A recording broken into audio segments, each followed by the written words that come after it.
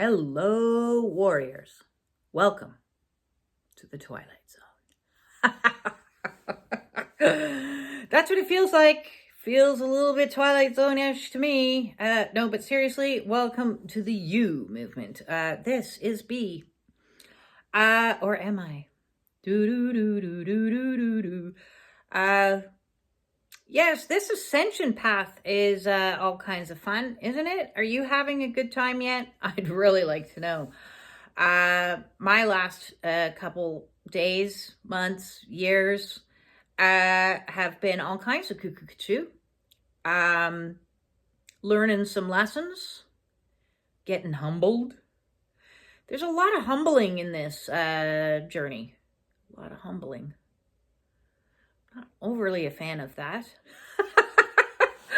But I understand its value, and as the message that keeps repeating itself over and over to me as of late is trust the process. Yeah, that one was is and continues to be a hard one. Trust the process. Trust that everything is working out for our highest and greatest good. Trust that the situations and the life lessons are propelling us and squeezing us and teaching us so that we can be humbled, so we can be purified, so we can be in our highest and greatest self. The quest to be in soul requires us to get out of ego and or ego to get out of us a little bit more than it is. And ego has so many faces. So many faces.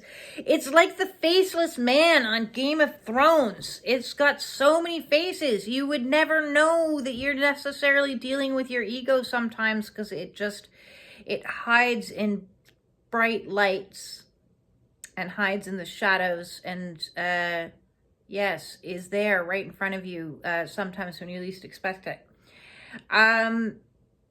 One of the things that I enjoy doing is writing. You may have noticed. It's something I've always enjoyed doing, and I view my little blurbs and little stories and little shares that I do on Facebook as not only beneficial for other people, but they're beneficial for me as well, because in reading back what I wrote, it's sometimes quite illuminating. You know, a lot of people out there like to journal.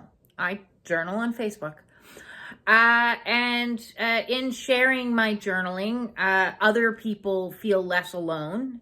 And then when other people comment on what I share, I feel less alone. So it's like a give-give situation. It's growth, a collective growth, which is fantastic because oftentimes people share with me comments of things that I hadn't considered. And different perspectives, different ways of looking at things, and different ways of illuminating. And that in itself is sometimes humbling to me because, you know, some things I would like to consider myself an expert in. And I'm not always an expert. And this is where that humbling part of the equation comes in. Sometimes I need to be pulled down a peg or two. We all do. Because one of the archetypes that plays in my ego likes to play with is Little Miss Know-It-All. And Little Miss Know-It-All has been showing her face as of late, especially in regards to my healing crisis here of I can figure it out. I know better than everybody else. Look at me. I've done research. I know what it is. And then I'm going to run with that. And so Little Miss Know-It-All did a whole bunch of research and decided that this must be a fistula. That's what it is. I know it. I've researched. And then Little Miss Know-It-All in the thick of pain, because the pain was getting worse and worse. You know, when the energy is very, very intense, the pain is worse. No different than the emotional pain that one might be experiencing is worse when the energy is very intense. And the energy is very intense as of late. And I made a mistake the other day in saying that Mercury was in retrograde. Mercury is not. It's Mars. It's Mars that's in retrograde and has been since my birthday, December the 6th, and will be until February the 23rd. And Mars is action-oriented energy, our masculine side of self. And being in retrograde, there's some lessons to learn about staying put and not running ahead with some ideas, flying off of the seat of pants, thinking you know everything when you don't. You don't. The teacher still can be taught. Within this awakening, it's all about collapsing duality. And so the teacher must learn to be the student again, and the top dog must learn to be the bottom dog, and what is black must learn to be on the white perspective. So any extreme views you have will be annihilated on this journey. So there I was thinking I had it all figured out in my head, and my ego decided to run with it. And we ran all the way to the emergency ward because I was at this point 100% convinced that what I had was a fistula, which is a channel that runs from your maxillary sinus to here. And everything I read then got me even more hyped up, because it was like, if this isn't dealt with in 48 hours, you could develop cancer. And I was like, oh my God, 48 hours? It's been 5 years. I gotta know now.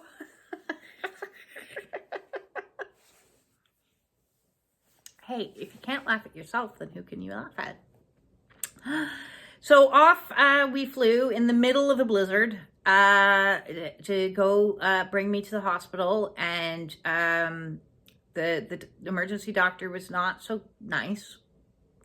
What are you doing here? Like, get the pain. I'm in so much pain. He's like, what, are you in for opiates? And I'm like, I don't do drugs. I don't want your stupid opiates. Give me something like antifungals. I could be dying. I didn't say that. But I might as well have been that melodramatic. So maybe melodrama also came out to play a little bit.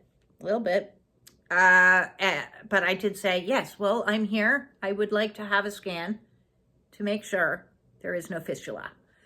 And that is one of the good sides about the emergency ward, which I've not always been a fan of, is they have a CT machine, and they're like, yep, we'll get you in. And I was in and out in actually record time, considering the Canadian system as of late usually has exceptionally long wait lists. So I was only in for about 5 hours, and I got my CT scan. And I got a new CT scan that I hadn't had before. And he's like, no, you don't have a fistula. And I was like, so I'm not dying? No, I didn't. I promise you I did not say that. I was as calm as I could be under the circumstances.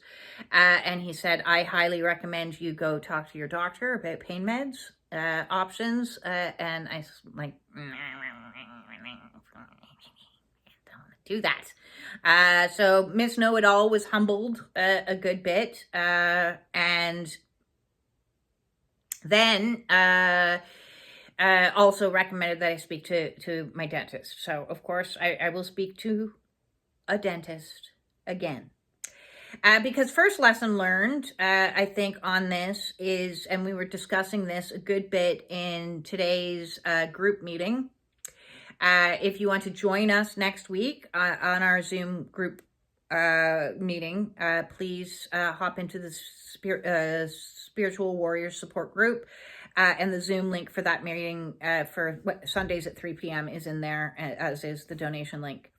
And we were talking about how we need to balance and come into a place of neutrality. So if before you were very heavily in an energy of there's only the medical system and this is the only way that does things, they know, none of that spiritual mumbo jumbo shit, we're not dealing with that crap.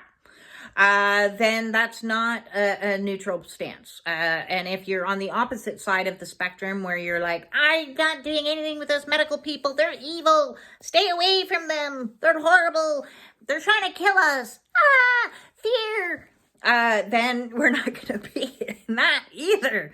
It's about this awakening process. More and more I'm discovering is about coming into a place of neutrality and collapsing duality, shutting these paradigms down where you stand on the extreme edge of each side of the paradigm. So a little bit of an illumination came into me because it was a bit of an aha that dropped like an anvil, nicely landing on my head. And I realized I myself have swung on the pendulum many times of, I don't trust those medical system. They're wrong. They can't do anything for me. I'm going to do it my way. Give me the coconut oil. I'll save it. And on the other side, I've also been in the energy of, I'm going to go here, I'm going to go there, I'm going to solve this problem, I'm going to get the doctors, I'm going to get the neurosurgeons, I'm going to do what I need to do. So I've been swinging between two sides of it, and it's been teaching me that middle ground place of getting out of black and white thinking and coming into the understanding that the medical system, the allopathic medical system has value. It has value. It's not right 100% of the time. Can it learn? Can it adapt? Can it grow? Can it develop? Oh my God, yes. It needs a lot of that, and needs absolutely a lot of that in a lot of different ways, especially with people having all kinds of ascension symptoms and then going to the doctor and saying, I'm experiencing something that nobody seems to be able to figure out. Maybe it's because it's not meant to be figured out, and maybe it's a spiritual happenstance. I don't know. Maybe. That's where I'm at. I'm in the I don't know maybes. And then on the opposite side of the spectrum, not all things, just because they're spiritual, are good for you and alternative. Point in reference, in my running around to all these places, trying to solve this medical mystery, trying to be like Dr. House, I went to some questionable people that called themselves holistic and called themselves biological, and they served me a whole bunch of quackery for a very high price tag. So do be aware, just because somebody calls themselves spiritual does not mean they're acting from a place of spiritual integrity. It means that they're in a community where they can easily take advantage of people because people are desperate and vulnerable and in excruciating pain and searching for answers and for help and please save me. And, the day of the guru is actually collapsing. So somewhere in the middle between these two is actually the most desirable place to be. And funnily enough, I can see my own karmic lessons at play here, because we're cleaning up karma, not just our own karma, but our ancestral karma and generational karma. And funnily enough, my mother was raised, and I've mentioned this in other videos, by a Christian Scientist family that did not believe in the medical system at all. Doctors were a no, we're not going to do that. We're going to pray over you. Yes, you had a car accident and have a broken bone, but we will pray. God will save the problem. And so as a result, she was traumatized, and she suffered from a lot of traumas, I'm sure, much more than just that one. But that trauma alone was one that she did talk about frequently. So as a result, she swung on the far end of the pendulum out of spirituality and anything to do with faith, and saying, I want nothing to do with your God, thanks very much. When I was lined up with after car accident, I didn't get to see a doctor. So now I'm only about the doctors. Now I'm only about this and science and what it can prove. And if it can't be proven by science, I want nothing to do with it whatsoever. So I am an atheist, and God is dead. Okay, we follow Nietzsche in this household. God is dead. And then along comes me, and I'm like, spirituality? Trigger. So I actually think karmically, it wouldn't be surprising at all to me if I actually was her mother in a past life. Her mother died before I was born. So karmically speaking, that would pretty much add up of why she would have such a towards me. If energetically I reminded her of her own mother who denied her the care that she needed. So she responded by denying me the care that I needed. So yes, anvil. Yes, it's been that kind of night. And these levels of awarenesses keep coming in because I also observed as I reread my latest post in regards to this, crazy medical journey. Not only was I in this know-it-all, I can fix it, this, that, and the other, and also was in this polarized thinking, swinging back and forth between two things. I was overly also highly in masculine energy, my because we're talking Mars in retrograde, of I can do it, action steps, go, this, that, and the other, when sometimes the spiritual journey, the feminine journey is to just allow. And we don't like to just allow. I don't like to just allow. I would much rather control. Yes, I would much rather micromanage the universe. And this pain thing, yeah, no, I don't want that. This loneliness thing, yeah, I don't want that. I want it the way that I want it. So part of this lesson is in learning to trust the process, to trust God, to lean into faith. All of the things that I have been struggling with. All of the things that I've been struggling with. Nobody wants to meditate in their pain and just let it be day after day, month after month, year after year. But the more I've been trying to solve the problem, the less I've been in the feminine side of myself, which is learning and accepting and allowing and understanding that in whatever way I don't understand, this is serving me for my highest and greatest good. I don't like it at all. And the fact that it's serving my highest and greatest good to bring me back into a place of surrender and realizing that you can run here, spend money here, spend money there, try this healing, try that healing, do this, do that. If it's God's will, there's nothing you can do. There's nothing you can do. And I hate this lesson. I absolutely hate it because I have a lot of will. I have a lot of will.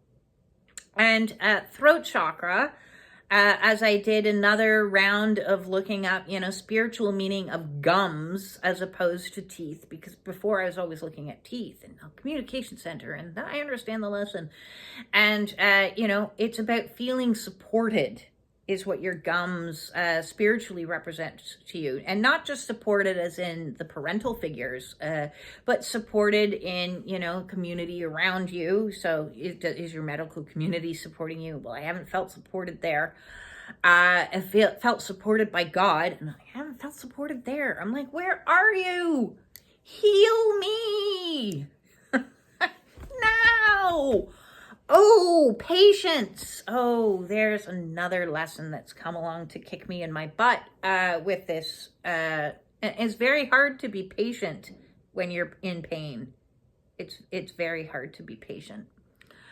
So today it's been a lot of kind of laughing at what is coming to light, the shadow aspects of self the black and white thinking, the know-it-all, that I can do it all by myself, that I can control it, that I can micromanage it, that I can heal it. I am a healer. That, you know, it's in my way, in my time, and that I don't need to be supported because I'll do it myself. So a little bit of obstinance, a little bit of stubbornness, and then the lesson is humble yourself, little lady. You're not in charge of this awakening. There isn't a quick fix to ascension symptoms. Sometimes you're going to not know the answer, and you have to be okay in not knowing. So not only do you have to be in the okay of not controlling, whoops, finger up, you also have to be in the okay of not knowing. Not knowing, not controlling. Being supported, being held, being guided, being led. Sitting your butt down, not running off in this direction or that direction.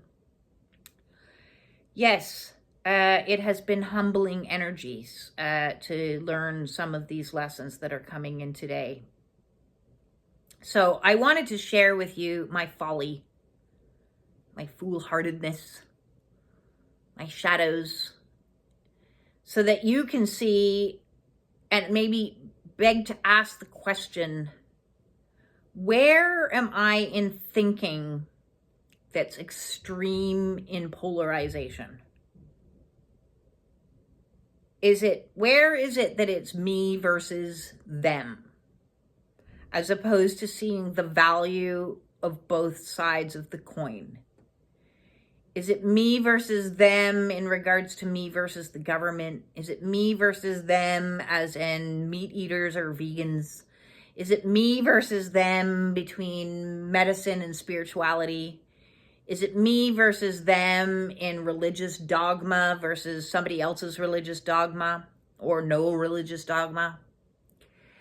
If you're sitting in any energies that is at all extreme in your thinking, this awakening journey will pull you from this side all the way over to that side, so you can see both sides of the equation before you come back into neutrality and bow your head in humbleness and say, oops, I didn't see that maybe, just maybe, I was a little too judgmental when I was a little too critical when I was sitting in this side of the pendulum, staring at the other side of the paradigm and thinking that I'm all right and they're all wrong. I am the victim, they are the perpetrator. I am the all-knowing. They need to be taught. Yes, you will be pulled back and forth until you land somewhere in the middle, and then the anvil will fall and you'll be like, I get it. I can see where I had ego acting up a little bit there. I can see how ego reared its head a little bit here in this conversation. I can see how I sat back and judged over there because my views on certain things were so staunch. So, yeah. Flippity flop, back and forth we go, into shadow, into light, so that we can see that we're not all good, we're not all bad, we're not, just love and light. We're also dark and dreary. We're a little bit of this and a little bit of that, and that's what this energy is doing right now to us as we are shook up, and everything that's not in alignment comes to release in this energy, is how I see things at the present moment in time. This too, you can look at opposites in regards to the masculine and feminine energies that are at play right now. You can look at it in regards to letting go and trying to control. You can look at it in regards to how and when you're using your willpower and for what, and is it you, or is it in alignment with soul's purpose for you? Because if it's you, it's something you want. It's something that, like, yeah, this is going to make my life easier. This is going to make my life better. I like it. And if it's something soul wants, you're going to feel like, no, I don't want to do that. I'm scared. I have anxiety. That way's difficult. That way's complicated. That way requires a whole bunch of extra work and making me face fears and face myself. I don't want to do that. I don't want to do it. That's how you know it's soul. That's how you know it's soul. And I've had a good few people talking to me yesterday and the last 2 days going, there's certain things I don't want to do. I just don't want to do them. It's going to make so much waves. I know I have to. I know I'm not really happy where I am, but I don't really want to. Can I wait till Mars is out of retrograde? Yes, you can wait as long as you need to wait. Only when you're ready will you be ready to do what you need to do. So yes, let's laugh at ourselves in our folly on this crazy ascension system.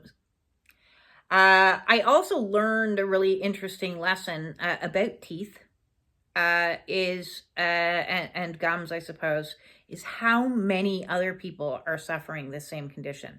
So I am glad that I share my stories, because when I hear the commonality coming out with a lot of people saying, I'm suffering from something similar.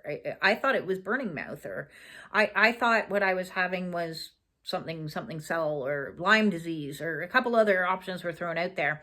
And I did go and look at those, but they didn't really fit the mark either. Or, there's people that are throwing out, maybe what you're experiencing is like me and it's a spiritual thing. It's an ancestral wound, or maybe it's a medical intuitive thing, since you are a medical intuitive, which got me thinking, well, if any of you out there have a fistula, I've been experiencing your fistula. Please go take care of it. Please go take care of it. Maybe you have a fistula and you're at home like this with coconut oil, refusing to go get a CAT scan because you're scared of it. If you've had pain for a long period of time and you haven't gotten the things checked off the other side, just go get the tests. And then you can say, okay, it's not a fistula. I'm fine. It's not a heart condition. I got it myself checked out. It's better to be safe than sorry. Utilize what's available for you to utilize. It doesn't mean you need to listen to anything that anyone says. If they say you're fine, you're not having a heart attack, it will reassure you. It will reassure you while you're going through heart expansions. If you go and then you get a CAT scan and they say, no, you don't have a fistula, no, you don't have kidney stones. See, remember, I did that too. I ran to the hospital. We can laugh at me for that too. I ran to the hospital. Like, I was in the throes of pain. So maybe I am experiencing somebody else's fistula fully and completely in my mouth. So if you have a pain in between two teeth, please, and it feels like you could breathe air up and down, please go get a CAT scan. Please, just do it. Let's find that middle place, that harmony in between the two, because it would help me a whole lot. And if it's just me on my own spiritual soul's mission to have pain until I have the will beat out of me and surrender some more, and get humbled just a little bit more, then that's its purpose. And I accept it. I accept it, but I'm still going to suck on ice cubes at least. And I'm still going to do the things that I need to do. Because again, I'm not going to only be in the physical or only be in the spiritual.